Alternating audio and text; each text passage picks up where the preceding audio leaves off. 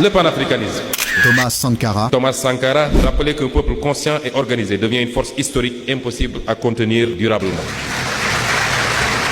La souveraineté nationale sans horizon panafricain demeure fragile dans un monde dominé par les grands ensembles. Nous nous inscrivons ainsi dans la continuité des grands combats intellectuels et politiques africains, de Cheikh Anta Diop à Amilcar Cabral, en passant par Kwame Nkrumah.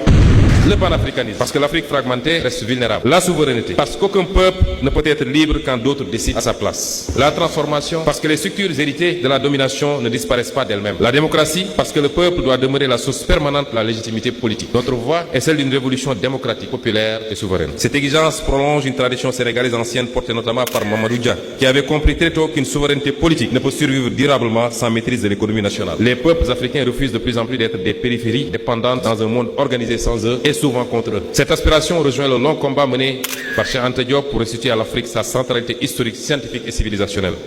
Mais je veux vous rassurer également que cette fois-ci, aucun projet de sabotage de cette révolution n'aboutira parce que le peuple, debout, à côté de PASTEF, donnera les garanties qu'il faut pour qu'enfin nous puissions libérer notre pays. La vidéo complète est disponible sur notre chaîne YouTube. Ouvrez directement l'application YouTube et sur la barre de recherche, écrivez Krakmo l'Africain.